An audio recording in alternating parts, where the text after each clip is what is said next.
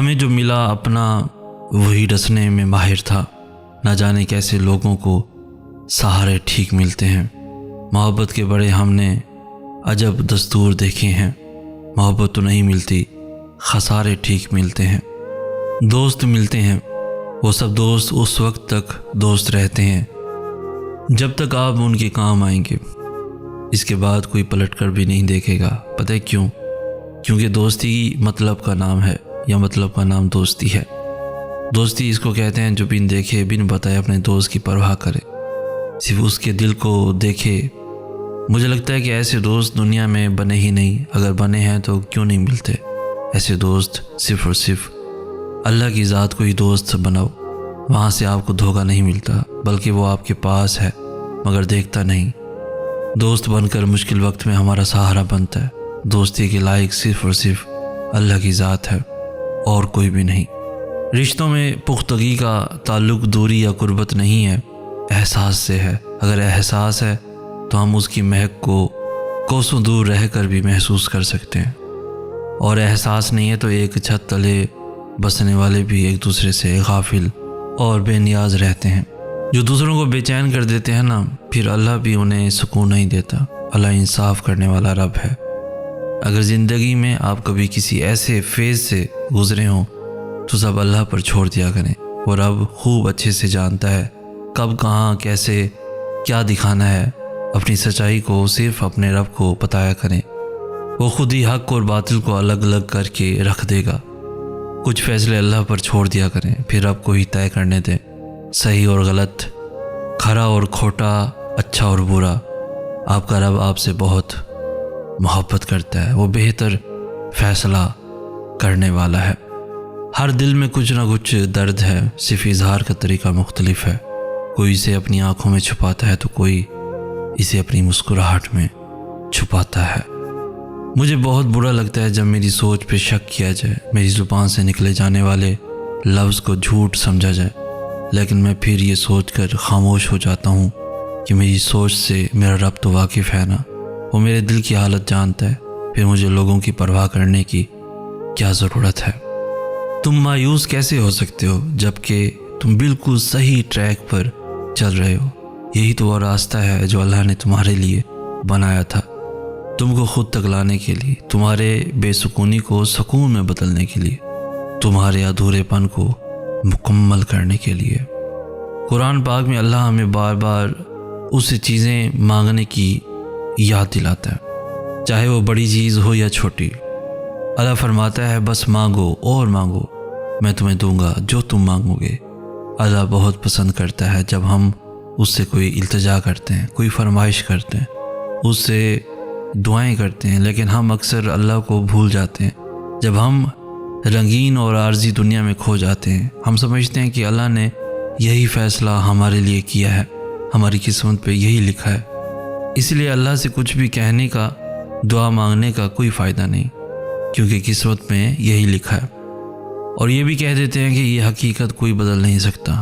ہاں، اللہ نے آپ کے لیے چیزیں لکھ دی ہیں، اور اللہ کے علم اور اس کی اجازت کے بغیر دنیا میں کچھ بھی نہیں ہو سکتا، ایک پتا بھی نہیں ہل سکتا، لیکن اس کا مطلب یہ نہیں ہے کہ آپ اس سے تبدیلی کے لیے نہیں پوچھ سکتے، یا یہ کہہ نہیں سکتے دعا کی طاقت بے پناہ ہے، دعا میں اتنی طاقت ہے کہ یہ نصیب تک بدل سکتی ہے۔ اللہ کے لیے کچھ بھی مشکل اور ناممکن نہیں ہے۔ رب کے لیے جینے والے دنیا کی چاہت کسی مصلحت کی آڑ میں بھی اپنے اندر آنے نہیں دیتے۔ ان کی دنیاوی ضروریات کا انتظام رب خود کرتا چلا جاتا ہے، کیونکہ وہ اپنی ذات رب کے لیے وقف کرتے ہیں، تو رب پھر ہر شے کو ان کی مدد اور حمایت میں لگا دیتا ہے۔ میں اپنے نفس سے بہت خوش ہوں، کیونکہ مجھے دوسروں کی خوشیاں دیکھ کر کبھی رنج نہیں ہوتا، مجھے لوگوں کے پاس دولت دے کر لالچ نہیں ہوتا، میں کسی دوسرے کی قسمت پر رشک نہیں کرتا۔ میں اپنی زندگی اپنے نصیب کے ساتھ صبر و شکر سے جیتا ہوں۔ انسان کو زیب نہیں دیتا کہ جب اس کا اللہ رب العزت کمال کا مہربان اور خیر خواہ ہو، پھر بھی بندہ بے آس اور بے یقین ہو۔ اللہ تعالیٰ قرآن پاک میں فرماتے ہیں، کہہ دو میرے ان بندوں سے جنہیں حالات ناممکن لگ رہے ہیں، میں ہر شے پہ قدرت رکھنے والا ہوں۔ اللہ تعالیٰ نے انسان کو بے شمار نعمتیں عطا کی ہیں اور انسان کو بس ان نعمتوں کا شکر ادا کرنا ہوتا ہے، مگر انسان آج اتنا مصروف ہو چکا ہے کہ وہ اللہ کی نعمتوں کا شکر ادا بھی کرتا ہے تو جلد بازی میں ادا کرتا ہے۔ اے اللہ، ہم تیری دی گئی نعمتوں کا صحیح سلیقے سے شکر ادا کرنے کی توفیق عطا فرما، آمین یا رب العالمین۔ زندگی کا اپنا ہی رنگ ہے، دکھ والی رات سویا نہیں جاتا اور خوشی والی رات سونے نہیں دیتی۔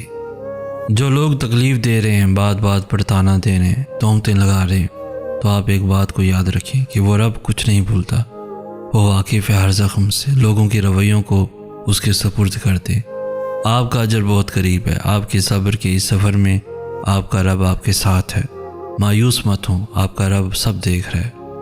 زندگی میں کچھ چیزیں ہمارا پیچھا نہیں چھوڑتی، کچھ غلطیاں جو ہم بھول نہیں پاتے، کچھ تکلیفیں جو دل میں ٹھہر جاتی ہیں، اور کچھ لوگ جو ہمیشہ یاد رہ جاتے ہیں۔ اللہ تعالیٰ قرآن پاک میں فرماتے ہیں، پھر اللہ تمہاری من پسند چیز تم تک لائے گا اپنے مقرر وقت پر، اور تم حیران ہو جاؤ گے۔ اس دنیا میں ایک قتل ایسا بھی ہے جس پر جنت ملنا یقینی ہے، اور وہ ہے اپنے نفس کا قتل۔ زندہ شخص کی قدر کریں، زندہ شخص کے چہرے پر ایک مسکراہٹ لانا اس کی قبر پر پھول رکھنے سے بہتر ہے۔ کچھ ٹھوکریں بڑی معتبر ہوتی ہیں، سیدھا اس کے دربار میں سر کے بل لا کھڑا کرتی ہیں۔ کچھ لوگ بھی بڑے مبارک ہوتے ہیں، لگ جائیں تو آپ کو پہلے سے مختلف انسان بنا دیتے ہیں، آپ تخلیقی اور تعمیری بن جاتے ہیں۔ کچھ بے توجہیاں بڑی انمول ہوتی ہیں، آپ کی توجہ اور دھیان کو چہروں کے ہجوم سے نکال کر ایک ذات کی طرف مبذول کر دیتی ہیں۔ ایسے ہر درد، ہر ٹھوکر، ہر روگ، ہر خلیش، ہر بے بسی، ہر بے اعتنائی، ہر بے رخی، ہر بے توجہی کو سلام، جس نے آپ کو پہلے سے بہتر انسان بنایا ہو اور صاحب کن فیکون سے جا ملوایا ہو۔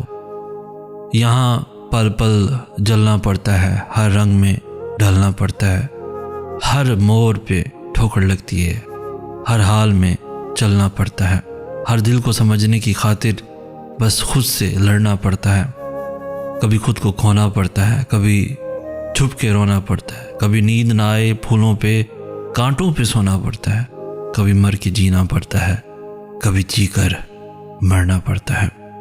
جب انسان اچھے لوگوں سے بھی ڈرنے لگے تو سمجھ لیں کسی نے اعتبار نہایت سلیقے سے توڑا ہے۔ زندگی تب سے آسان ہو گئی جب سے میں نے سمجھ لیا کہ لوگ لوگ ہوتے ہیں، لوگوں کو لوگ مل بھی جاتے ہیں، نہ کوئی کسی کا انتظار کرتا ہے، نہ کوئی کسی کے نہ ہونے سے مرتا ہے۔ ویسے بھی لوگوں کی مثال ان پرندوں جیسی ہے جو شجر کو سوکھتا دیکھ کر کہیں اور آشیانہ بنا لیتے ہیں۔ یہ دنیا اللہ کی ہے، لیکن یہ دنیا اللہ والوں کو راس نہیں آتی۔ مگر تم غمگین مت ہونا، دنیا کا ساتھ ہونا اہم نہیں، اگر تمہارے پاس اللہ کا دیا قرآن ہے اور اللہ کا ساتھ ہے۔ اہل قرآن ہی در حقیقت اصل فلاح کے حقدار ہیں۔ کسی شک میں مت پڑنا، منافقین کے دھوکے میں مت آنا، یہی ہے واحد کلام اللہ، ذالک الکتاب لا ریب فیہ۔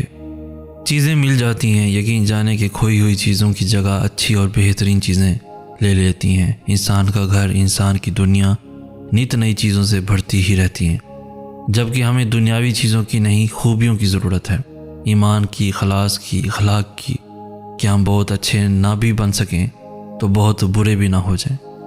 ہم کسی کے لیے سیڑھی نہ بن سکیں کہ اسے اوپر تک نہ لے جا سکیں تو اسے کھینچ کر نیچے بھی نہ پھینک دے۔ ہم گڑھے کھودنے والوں میں سے نہ ہوں، بلکہ ان گڑھوں کو بھرنے والوں میں سے ہوں۔ آسانیاں پیدا کرنا ظرف ہے، اور یہ بھی نیکی ہے کہ راستے کی رکاوٹ نہ بنا جائے۔ کسی کی راہ میں ناحق مشکلات پیدا کرنے سے پہلے سوچ لیں کہ آپ اس کی تو صرف دنیا خراب کر رہے ہیں، لیکن اپنی آخرت تباہ کر رہے ہیں۔